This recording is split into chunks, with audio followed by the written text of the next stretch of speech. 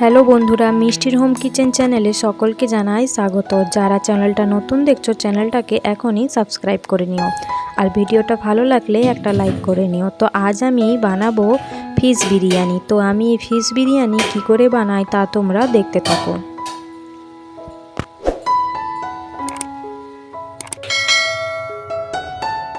তো আমি এখানে এই মাছের বিরিয়ানিতে দিয়েছি ডিম সিদ্ধ, তোমরা চাইলে এটা নাও দিতে পারো।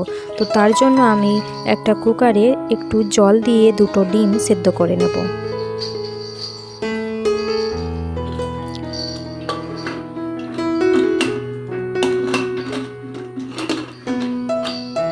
ডিমটা ভালো করে সেদ্ধ করে নিয়েছি।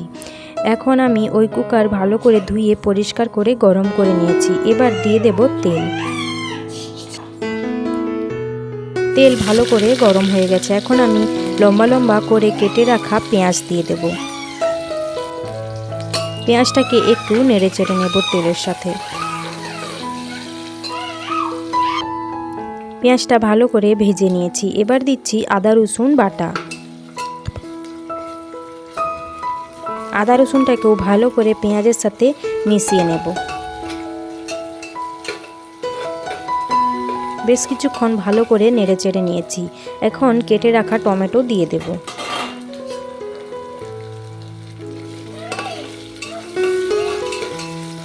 টমেটোটাকেও ভালো করে বেশ কিছুক্ষণ ভেজে নিয়েছি। এবার শুকনো লঙ্কা আর হলুদ গুঁড়ো দিয়ে দেব। লঙ্কা গুঁড়ো আর হলুদ গুঁড়ো দিয়ে ভালো করে তেলের সাথে আরও কিছুক্ষণ ভেজে নেব।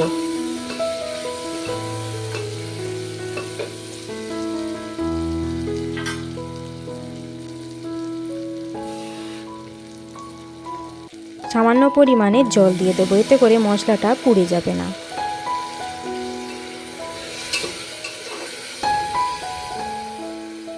একটু নেড়ে চেড়ে কুকারটা নামিয়ে রেখে দিয়েছি। এদিকে একটা হাঁড়ি চাপিয়ে দিয়েছি, তাতে আমি চাল সেদ্ধ করে নেব। এখানে আমি লম্বা যে বাসমতি রাইসটা হয় সেটাই নিয়েছি। সামান্য পরিমাণে দিয়ে দেব একটু ঘি,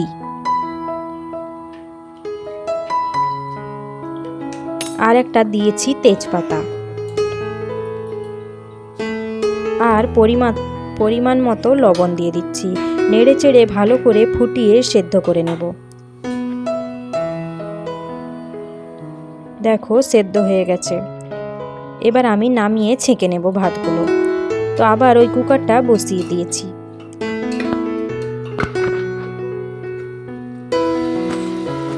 এখন আমি ভেজে রাখা মাছগুলো দিয়ে দিচ্ছি। মাছগুলো কিন্তু আমি আগে থেকেই ভেজে রেখেছিলাম।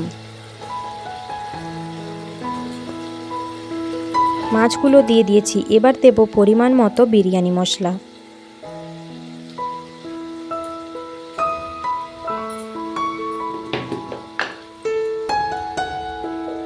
আর ওপরে দেব একটু ঘি।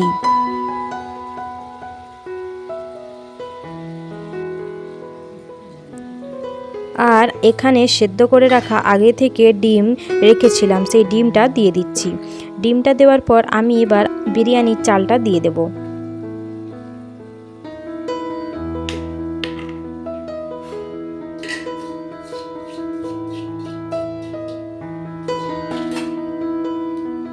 ওর থেকে দিয়ে দেব বিরিয়ানি মশলা।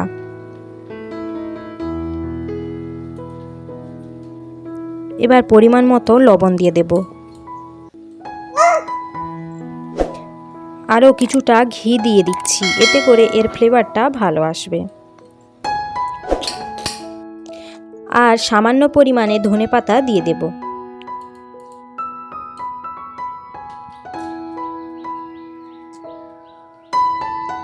এবার ঢাকনা লাগিয়ে প্রায় হালকা আঁচে প্রায় 10 থেকে 15 মিনিট বসিয়ে রেখে দেব।